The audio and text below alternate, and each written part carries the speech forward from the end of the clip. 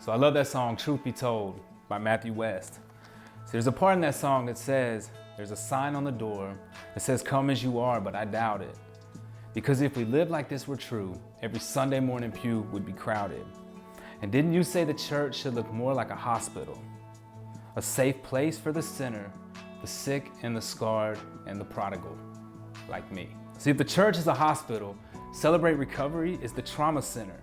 It's where we learn to deal with and heal from these traumas and the hurts and habits and hang-ups in our life that have driven a wedge into our relationship with Jesus Christ. Yes, it is a faith-based, Christ-centered 12-step program, and that tends to get this stigma and it carries a negative connotation. People have the idea that this is a place for the junkie, for the alcoholic and the sick and the suffering addict. But truth be told, these 12 steps are a process.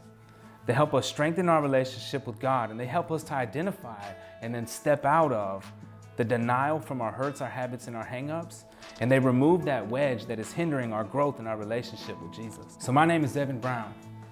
I'm a grateful believer in Jesus Christ, and I struggle with insecurities of all kinds.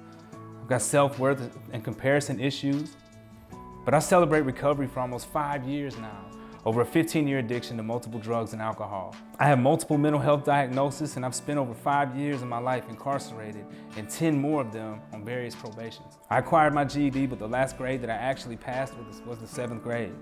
At 12 years old, I began using and distributing narcotics. This addiction and compulsive, chaotic lifestyle lasted well into my late 20s, but God never gave up on me. I have in the last 5 years allowed the Holy Spirit to renew and transform me as I strive to live for Jesus. I have almost 5 years free from the bondage of drugs and alcohol. And I have about 3 years off of all psychiatric medications. I went from dope-filled and hopeless to hopelessly devoted. I have a respected position as a certified peer specialist. I work a full-time job in the mental health and recovery field at the Perry Wellness Center. And I'm striving toward other degrees and certifications in mental health and addiction recovery. My point in all this is to encourage somebody today and to let you know that your past does not define your future, that your tomorrow does not have to look like your yesterdays. Change is possible, and we do recover.